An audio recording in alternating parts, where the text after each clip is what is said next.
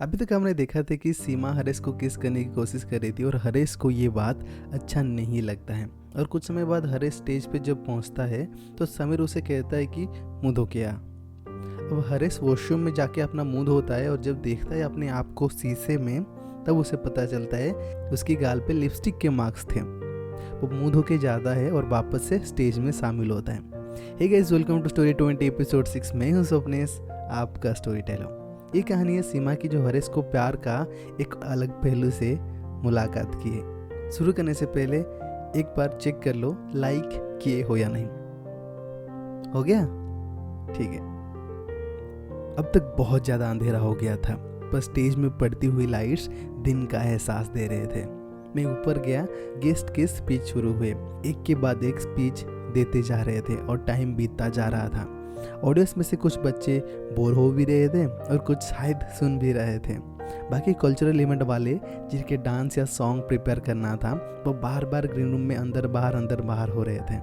करीब 1-1.5 घंटे तक चलता रहा ये स्पीच। फिर शुरू हुआ प्राइज डिस्ट्रीब्यूशन। रश्मि नाम लेती जा रही थी और सब बच्चे अपने अपने प्राइज लेते जा रहे थे।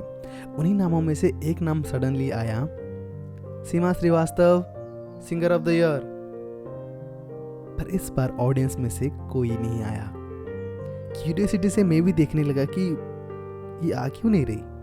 मैं ज़्यादा कुछ सोचा नहीं तब। रश्मि भी बिना रुके जल्दी में नाम लेती गई और प्राइज डिस्ट्रीब्यूशन ख़त्म करती गई। अब गेस्ट के नीचे उतरते ही भाग दौड़ शुरू हो गया। समीर बार ग्रीन रूम जा रहा था और जो डांस करने वाले थे सबको तैयार कर रहा था। मैं कुछ दोस्तों को लेके गया। स्टेज के ऊपर चेयर टेबल जितने सारे थे उन्हें नीचे लाया और स्टेज को क्लीन किया। चारों तरफ से भागा दौड़ी मच गई थी हमारे भीतर, पर जो ऑडियंस में थे वो अपने अंदर बात कर रहे थे, कूल काम। कुछ अब आ रहे थे हॉस्टल में से और कुछ फील्ड में से आ रहे थे। मैं वहीं पे खड़ा था और चारों ओर से आते हुए शोर को सुन रहा था। मैम इधर से चिल्ला के बोल रही थी, अरे जल्दी शुरू करो, बहुत सारे इवेंट से खत्म नहीं होंगे। और कोई कह रहा था, अरे ये माइक काम नहीं कर रहा था, अरे तू अपना गाना नहीं दिया अभी तक, अरे मेरा स्लॉट कितने बजे है, एटसेट्रा एटसेट्रा। अरे सीमा कहाँ है?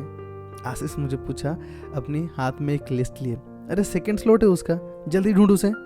आशीष मेरे पास खड़े होके बोला, हाँ ढूंढता हूँ। मैंने कहा। गुस्सा जरूर था पर वो एट द एंड मेरा दोस्त ही थी। शायद मेरे जगह कोई और होता तो बात ना भी करता उसे, पर मैं उसे ढूंढने गया था। मैं ग्रीन रूम में जाके देखा। एक छोटा सा रूम था पर बहुत ज़्यादा लाइट्स जल रहे थे। सारा इलेक्ट्रिक कंजप्शन यहीं पे ही हो रहा था। बाकी कोई अपना अपना कस्ट्यूम पहन रहे थे, कुछ मेकअप ले रहे थे, कोई अपना प्रॉप बना रहा था। पर इन सब के बीच में मुझे सीमा कहीं नज़र नहीं आई। मैं भाग के गया काफ़े की तरफ, वहाँ भी नहीं थी। कॉलेज लॉबी में घुसा, वहाँ भी मुझे नहीं दिखी। मैं कॉलेज से बाहर आया, कैंपस के सेंटर में खड़ा था, अपना हाथ कमर पे रख के। मेरे ठीक सामने फंक्शन चल रहा था और पीछे कॉलेज था। बाएं की ओर वो कैफ़े था जहाँ मैं देख चुका था और दाएं की ओर से कुछ बच्चे हॉस्टल से आ रहे थे और कुछ फील्ड से। मुझे लगा कि शायद चली गई होगी हॉस्टल या फिर वो वेट, मुझे याद आ गया कि वो कहाँ पे होगी। तभी मेरा फ़ोन बजा। सीमा की स्लॉट काट दूं क्या? आशीष पूछा। रुक मत काट, मैं अभी पहुंच रहा हूँ उसके साथ। कहते ही मैंने फ़ोन रख दिया और भागा स्टेयरकेस की ओर। मैं टक चढ़ते जा रहा था। First floor, second floor, third floor, fourth floor. Done. Terrace का दरवाज़ा खोला और मैं टेरेस पे गया। टेरेस पे कोई लाइट नहीं थे, पर उतना अंधेरा भी नहीं था कि कुछ ना दिखे। 10 से 12 फीट तक तो इजीली विजुअल था। मैंने देखा मेरे सामने 2 हिल्स पड़े हुए थे। एक अकेली लड़की खड़ी हुई थी छत की एज में। वो साड़ी में नहीं थी अभी, एक हॉट पैंट और लॉन्ग लूज टी शर्ट पहनी हुई थी। उसके दाहिने साइड एक बियर की बोतल रखा हुआ था जिसे वो हर 3-4 सेकंड में एक सिप ले रही थी।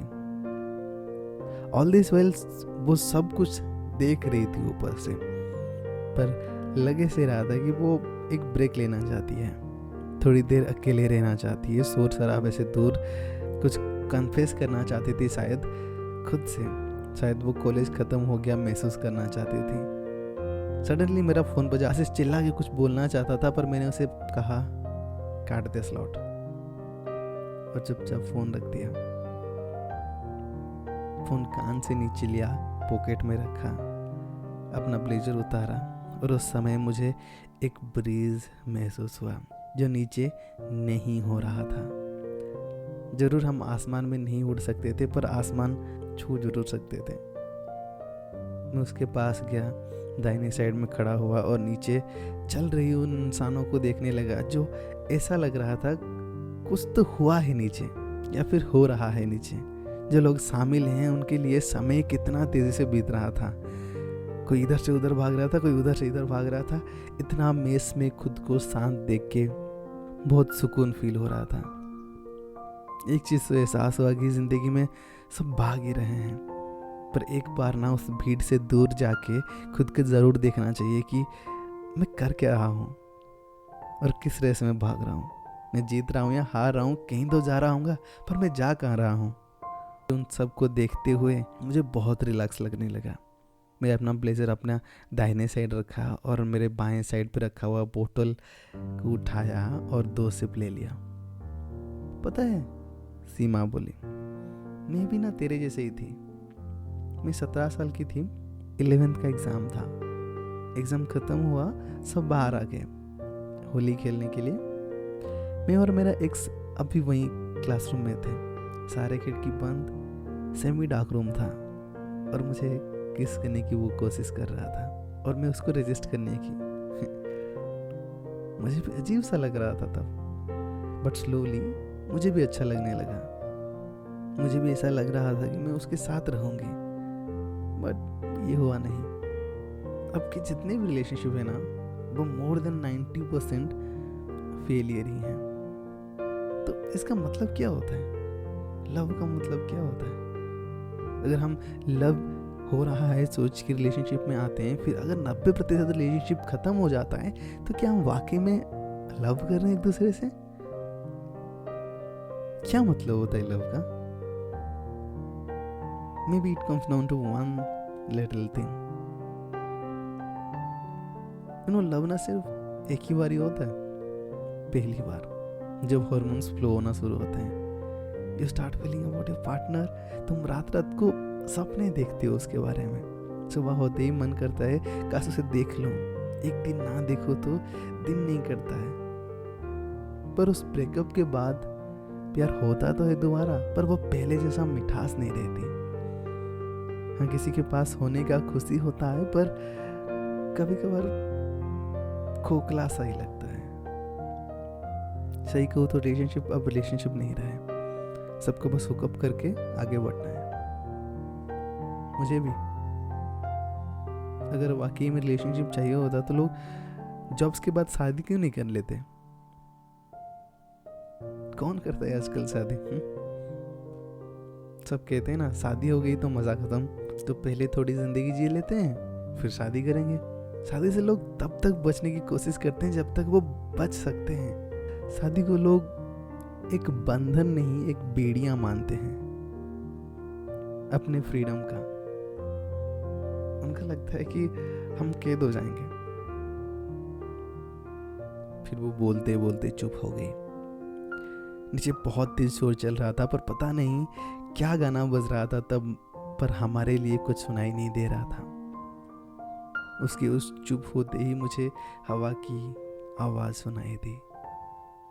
वो हवा मेरे सर से टकरा के जा रहा था और मेरे गले से ढीला लटका हुआ बुटाई को उड़ा रहा था। तो क्या लोग सिर्फ इसी चीज़ के लिए रिलेशनशिप में आते हैं? मैंने पूछा। सीमा बात को घुमा के बोली, देख मुझे पता है तू इन बातों में बिलीव नहीं करता और कभी करेगा भी नहीं। ऐसा ही क्या? तो फिर मुझे करना है। मैंने कहा। इतने समय में जो भी बात किए हम उसी फंक्शन को देख के बात कर रहे थे और मेरी ये बात सुन के सीमा मेरी ओर देखी। सोच के बोल रहा है तो क्या बोल रहा है? फिर आदत पड़ जाएगी तो मुझे मत बोलना। नहीं पड़ेगा, बिकॉज मैं तुझे गलत साबित करना चाहता हूँ। देख तू सीरियसली नहीं ले रहा इसको, वो बोली एक स्माइल के साथ। रियली? मैंने कहा। देख मैं फिर से वन कर रही हूँ तेरे को, सोच के बोल, सीमा बोली। मैंने बियर का बोतल उठाया, एक घूंट में सारा पी गया और सीमा की ओर देखने लगा। सोच लिया। अंधेरा था पर उसमें भी उसकी आंखें मुझे साफ दिखाई दे रहे थे और सीमा मेरे ऊपर कूद पड़ी। उस दिन रात भर हम वही टेरेस पे थे और फिर अगले दिन हम एक दूसरे को नहीं देखा। Project and then seminar and then exams, सब अपना अपना बिजी थे। कॉलेज के आखिरी दिन था, कुछ समय के लिए मिले होली के लिए, टी शर्ट में कोट भी लिखे, पर वो उसी दिन ही चली गई थी और मुझे प्यार का एक अलग पहलू से मुलाकात कर गई थी।